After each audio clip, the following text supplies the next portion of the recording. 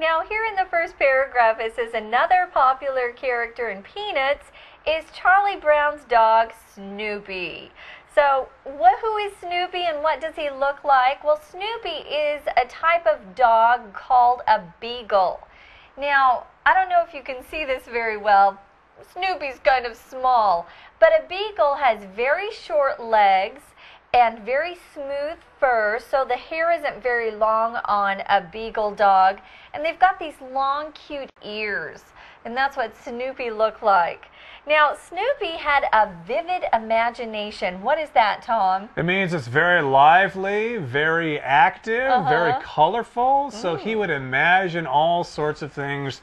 He used to imagine that he was a World War I pilot fighting the Germans and fighting the Red Baron. Yes, indeed, he did have a vivid imagination. Yeah, he liked to daydream, which just means he would dream about all of these things and becoming someone famous like a World War I pilot. Someone who's really kind of a hero, but it wasn't true. But he was a fun dog. Now, in the second sentence here, third sentence, it says sitting atop his doghouse. Now, if you see this word atop, you just need to know it means on top of something. It's just a simple way to say on top of something. He would daydream. He'd even dream he was a best-selling author, as if he could write really great books. I remember him typing on a typewriter on top of his doghouse. He also pictured himself being Joe Cool, a cool college student. So Snoopy had a really great or vivid imagination. And later on, he had a best friend, that little yellow bird named Woodstock. So he would always be having adventures with Snoopy. They'd be having adventures together. And again, he had this vivid imagination, being Joe Cool, wearing the sunglasses and probably a leather jacket or something like that. And also, even though he's just a dog, he's the best player on Charlie Brown's baseball team.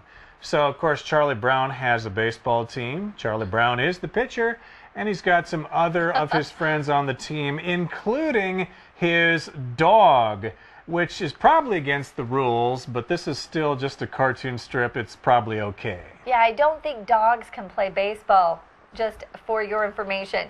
But he's a really good baseball player, and you know Charlie Brown just loves baseball. Well, Charlie Brown and Snoopy are just two of the characters that Charles Schulz created. He created lots of characters, and we call Charles Schulz a cartoonist. A cartoonist simply means someone who draws or paints or produces cartoons. So he's a cartoonist, and we're going to tell you a little bit about his life here. He grew up in a place called Minnesota. Right, Minnesota is a state in America, and of course the largest cities in Minnesota are Minneapolis and St. Paul, and he's from St. Paul, by the way, so he's a local hero there in the Twin Cities. So he grew up in Minnesota. If you're talking about your childhood, when you were born and when you became a child and later became an adult, we're talking about growing up. This is where he spent his childhood, in the state of Minnesota, the land of 10,000 lakes. Yeah, it gets really cold there in the winter, just so you know, in case you want to go visit. Schulz loved to draw. But like Charlie Brown, he was also very shy growing up. So it was hard for him to talk to other people. He kind of stayed quiet most of the time. And this is something that's interesting. You know, he also felt like a failure. So maybe that's where he got the character Charlie Brown from his own life and experiences. If you feel like a failure, it means you feel like you fail a lot. You never succeed. That's a terrible feeling as a child especially. Right, and so he felt like a failure, or else he felt as though he were a failure because his high school refused to put his artwork in its yearbook. Yeah. High schools often have these books that they publish at the end of the year called a yearbook. It will have pictures of all the students in it. There will also be all the information about the sports teams, how they did that year, and group pictures of the sports teams and the different clubs and all that sort of stuff. But they refused to put his artwork in the yearbook, so he was very disappointed about that. He felt as though he were a failure. Oh, well, even that's true, he learned to carry on. Now, if you carry on, you keep going no matter what. You don't give up. You continue doing what you were doing before. So even though they refused to use his artwork in the yearbook, he kept drawing. He kept carrying on. To carry on, here is our shortcut for you. Let's listen to our skit.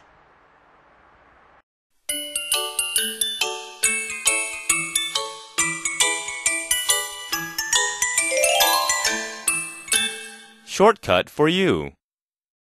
I notice you keep a photo of your family on your desk. Yeah, it helps me carry on through hard times. How can a picture help you carry something? Actually, to carry on means to keep trying or keep going even when things are difficult. Oh, 所以 carry on 就是坚持继续的意思. Are you carrying on through anything right now? Oh yes, I'm carrying on through something very difficult. Really? What is it? Maybe I can help? I don't think anyone can help me carry on through this. That sounds really bad. Yeah, actually, I'm trying to carry on with my math homework.